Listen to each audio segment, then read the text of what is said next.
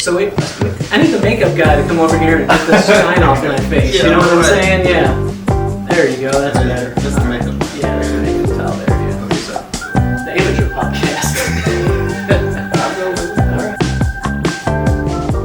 right. Hello, everybody. Thank you so much for joining us today on the Walk Differently Now podcast. We're coming to you from Sandbox Studio A, and I'm Jake, and I'm joined by my buddy Lamont. How you doing today? I'm doing good, man. Glad to be here. This is an exciting time, 2026. Got great thoughts and just really expecting a great year. So I'm glad you invited me to hang out with you, my brother. Yeah, it's gonna be a good year, especially after how different. Oh my goodness, yeah. 2025 was rough, wasn't it? Oh my goodness, for us, you know. Yeah, just on a personal note, it was. Yeah, we had some challenges, some setbacks, some breakthroughs in some ways too, and we had some interesting events happen that kind of launched us into the next phase of our friendship and the things that we want to do together. And so at one point we started figuring out how we had to walk differently. Right, absolutely. And, we did. What do you remember about that day? Well, I think as a matter of fact, walk differently, I think that's really what kind of birthed what we're doing now, you know, the name of the podcast, you know. And but yeah, just to give you a little history on that walk differently, last year, December the 16th, I think I had surgery. I had surgery on my left foot, and come to find out,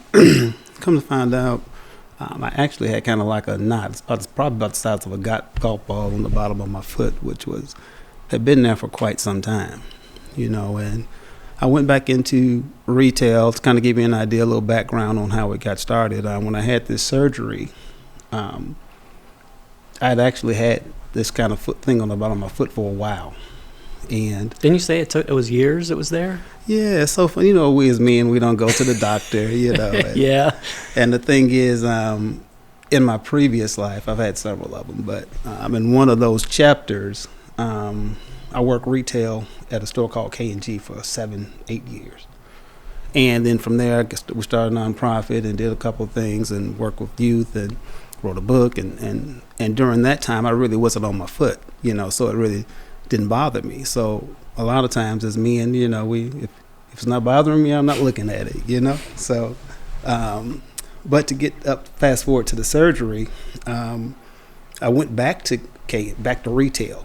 And that's part of the story of Walk Differently. I've done it for so long, but when I went back this past year after the pandemic and companies start closing and whatnot, I was like, okay, well, let me get back into retail. They asked me to come back. And when I went back, it's one of the hardest things. I hate, in my mind, I hated retail. You know, I'm like, I've done it for so long. You know, I want to work with a nonprofit. We started some things and working with young men and, you know, guys being incarcerated. Just started, and I really enjoyed doing ministry and doing things outside the walls. So all of a sudden I get sentenced back to retail. Sentenced. That's not dramatic at all. I know it is. That's the way I felt, man. Well, you know, yeah. I remember some of those days, and they were difficult for you having to go back. They were, and I had to go back. And now that I'm back in retail, I'm back on concrete, and that concrete being standing up all day began to kind of aggravate that growth on my foot. So my wife's like, you got to go. So I went to the doctor, and I said, I have this thing, and the doctor looked at it, and she said, well, you came and checked on it in 2015, and I was like, I thought it was a couple years ago, you know. So that was a decade, wasn't it? A decade, you know. But that's part of the story. Some of us, we just walk around for years and don't address issues that we have. Yeah. So I went and got that surgery. And at the time, we had done a lot of things. I was working in Williamson County, and we had a building there, a couple of buildings, working with youth, working with men. And when I got that surgery, I was off from work, and I worked at the YMCA. So when I left retail, I started out the program, work with those things. But at the YMCA, there was a guy named Mr. Paul there. Make a long story short, Mr. Paul been in YMCA 40 years. He came to all of our stuff. He did all types of things. He had climbed to the top tier of team building, conflict resolution, all these things. He had all these tools and resources to where he would do it for years. And Mr. Paul retired. He said, I retired, Lamont. He said, I see what you've been doing with people and young men. And he gave me all of his resources.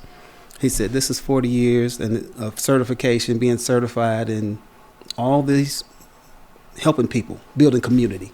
Mm-hmm. And he gave me all of his resources. So when I had my surgery, I said, I don't have nothing else to do. I was down for 3 months.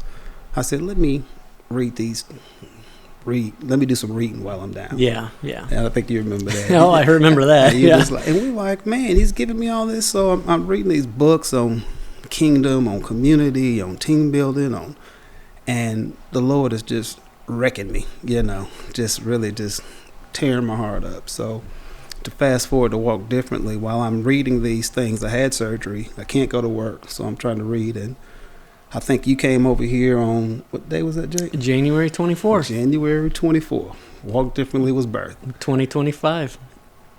Was that? Yeah, 2025. Yeah. Okay, yeah. So it was birthed. So I'm here and I'm broken and beat down. The Lord is wearing me out. I'm just like feeling isolated too, weren't you? Oh man, because you couldn't go out anywhere too much. I couldn't go anywhere. Mm-hmm. I had a boot on my foot, and so while I'm there, and I'm thinking the whole time, I'm like, when I get up, I'm not going back to retail, K&G. I'm like, you know how it is, Jake. Sometimes you feel like you may be undervalued or not valued, or you hate your job, which means you're gonna hate your boss, everything, Yeah. And I'm like, Lord, when I get up, I told my wife, I said, I'm not going back, So I think on the 24th when you came over, the Lord had really dealt with me, and He's like, you got to go back to retail, and I'm just like, and it just, I was a pitiful mess. You think, Jay? that day, man. I was like, hey, I'm going to come over, and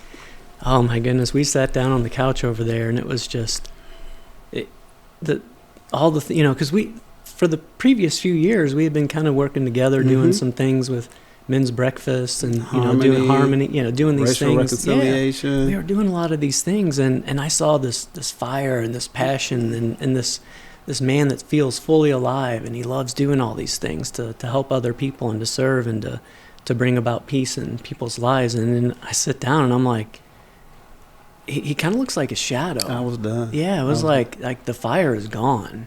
Out. And so it was the same, when I came into the store a couple of years ago, mm-hmm. and I was all like, hey, Lamont, how you doing? You're like, who is that? What is he doing coming in? Like, is that really Jake coming in here? Is that Jake Fox? Yeah, what's he up to? What are you doing here?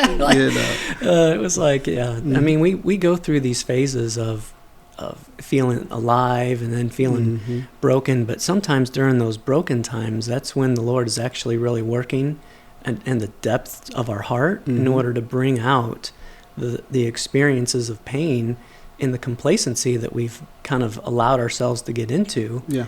And it's like, you mentioned the thing on your foot, and you had didn't it change the way that you had to walk physically? Oh my goodness, yeah. Well, the thing is, you know how it is. It doesn't, until something bothers us enough to do something about it. Just creatures, we just do what we do. Especially as men. If it's not bothering me, I'm not worrying about it. Mm-hmm. So when I got that, and I sat down, I read those books, and the Lord really began to kind of deal with me. He said, you know what? He said, you got to go back. And I was like, okay. And he said, I know you went for surgery on your foot, but I really need to do surgery on your heart. My heart was wounded, bitter. My soul, was just depleted. And so he said, you went in for foot surgery, but you know what? I needed to do heart surgery. Mm. And then he also told me, he said, when you get up, he said, this was never about your foot. It was about your walk. Mm-hmm. It was about you. Told me up, man. That's a gut punch right there. And I'm like, what do you mean? And he's like, you know what? He said, the thing is, he showed me, I'm a Christian, we're doing these things and trying to be an example. But one of the things he kind of shared with me is like, it's about your walk. You walk with a lot of pride. You're at K&G. You went back, but you think you think you're better than everybody. Mm-hmm. You think like, okay, and it's one of the things, I think this was right around the Super Bowl that came on, and Lord just kind of dealt with me through the halftime show. Oh, yeah. And Kendrick Lamar, and Not Like Us, and for me, one of those, the thing that did, and he's ministering through everything. You know, when the Lord got you in the headlock, you listening, he's speaking through, oh man, it was, you know, is that you, Lord? Yeah. You know? every little thing. Everything. So I'm just wide open. And through that Super Bowl halftime show, that Not Like Us was an incredible halftime show. I love Kendrick Lamar, but one of the things that it did right during that time, not to mention, I think it was right around the time of the election, and you know, all those things were going on, but it kind of gave a battle cry to hate and division, you know, when it says, you know, you're not like us. And the Lord just kind of ministered to me. It's kind of like it really gave a song to society to where we can say, hey, you're not like us. So we really begin to build a hierarchy of you're not like us, so that means I'm saying that I'm better than you. Mm-hmm. Or, you know, if you were like us, we wouldn't be having this problem. Yeah. So going back to K&G, the Lord just kind of dealt with me along the lines of, because I've given you some leadership abilities and you're used to kind of doing, you know, leading, you're saying like, if I was doing it, I would do it like this. So me being critical and criticizing was more along the lines of me, K&G, saying, hey, you know what? If I was running this store, I'd do it like this. And the Lord was saying, just showing me my arrogance and my pride in that, to kind of say, like, you're saying, like, you're not like me, because if you were like me, you would do it like this. And he was sharing with me, when you're saying you're not like me, I'm not being like him. So the goal shouldn't be like, you're not like us. The problem with the world is you're not like us, but the problem with us as Christians is we're not like him. Because if we were like him, we wouldn't be saying who's not like us, because we're not the standard. Yeah.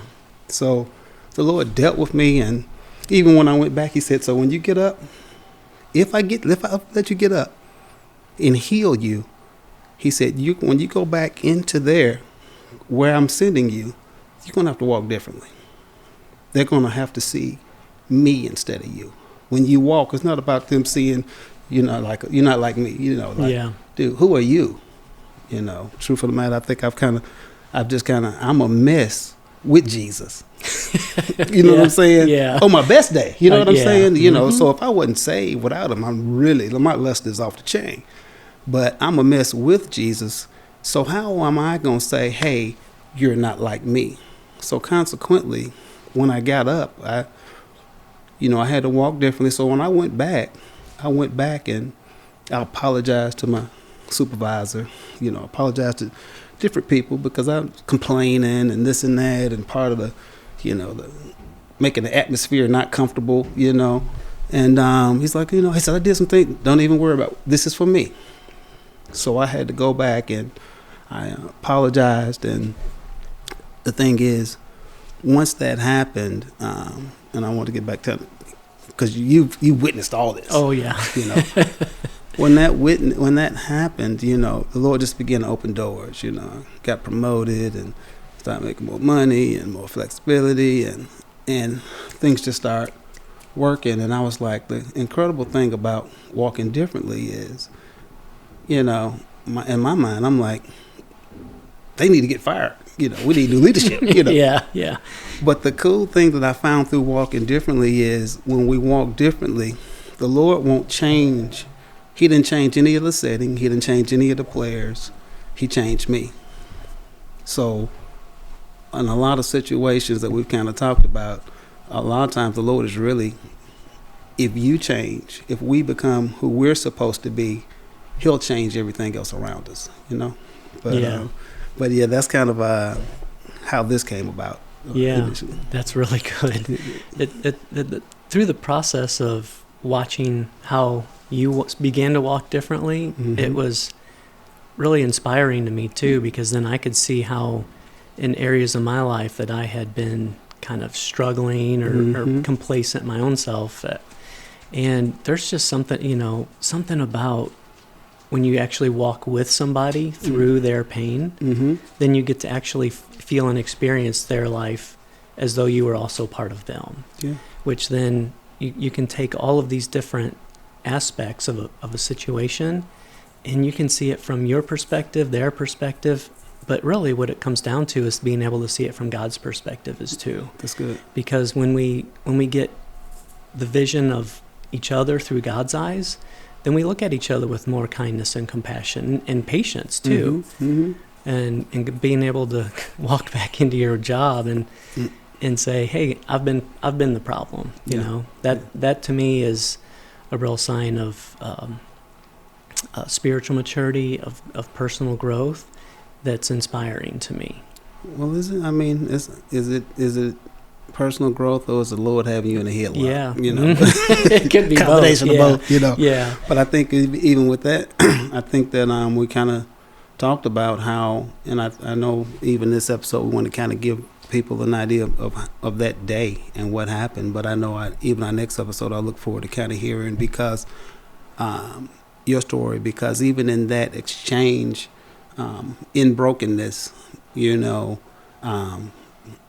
it kind of unlocked something in you, I think, you know, to where I look forward to kind of listening to you kind of share where that came, because we were there. And but it's something about brokenness, vulnerability, and transparency that, and these are all things that we struggle with as men, you know, to kind of take the mask off, be vulnerable, to be broken, because we always want to be the hero of the story. Yeah. So when it was really interesting in that on the 24th, when I kind of shared of, you know, just from my perspective,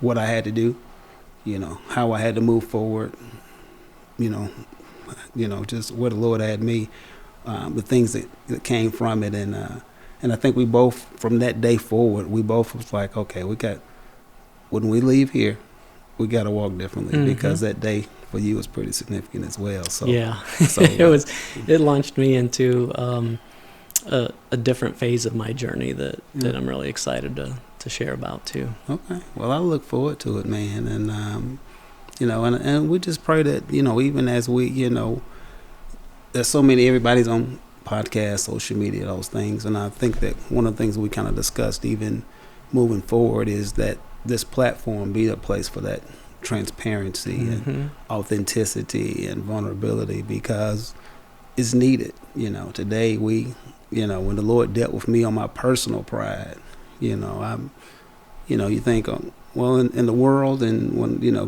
very prideful, you know, but you think as you start to walk with the Lord, you know, look, I got rid of that, you know, but the truth of the matter is, you know, I think the closer we get to Christ, the more he shows you how ugly we are, you know. And that's why I say, you know, on my best day with Christ, I'm a mess, you know, and I've learned to walk in that posture, you know, because knowing there's no good thing within me, and I know I can be off the chain, you know. You know? So I just say that to say that you know, my prayer is that as we're doing these episodes and segments and bringing people to the stage and kind of sharing different gifts in the body, that vulnerability and transparency, that it comes through these airwaves, you know, and allows people to kind of evaluate themselves where we are, because the truth of the matter is we need that for society to see, you know. And that's one of the things, even as I went back, is like, you think about Shadrach, Meshach, and Abednego being in the fiery furnace. You know, he didn't remove them immediately from the furnace, but he let everybody see that he was in there with them. Yeah. You know, so my prayer is that people see him in there with us. That's right. Yeah. That's so good. That's good. Yeah. Oh, man. It's been so great talking with you today. I can't wait for the next episode. And one last thing, Lamont, through everything that we've been through together so far, I am so looking forward to what we're going to do next, because it's just going to be fantastic. You know, we're so different. Oh, man, night and day. Goodness. Night and day, oil and water, black and white. Black and white. It's like, man, you get people around us, and they're like, you know, if you just see us and you're like, they ain't got anything in common. It's like, well, no, we don't. We don't. We're so different, but we have him in common. We have him in common. And there's just something about when we get together, it's like every single time, it makes me feel alive, and it makes me feel like there's this there's this partner in the kingdom that I have that we can journey with together and explore new ground, and we're going to get there, and it's going to be fantastic. And pretty soon we'll get to discussing more of the things that we want to get to in the future, but for now, we just wanted to thank you so much for taking the time to join us here today at the Sandbox Studio. This is the Walk Differently Now podcast, so thank you so much for your time. Thank you.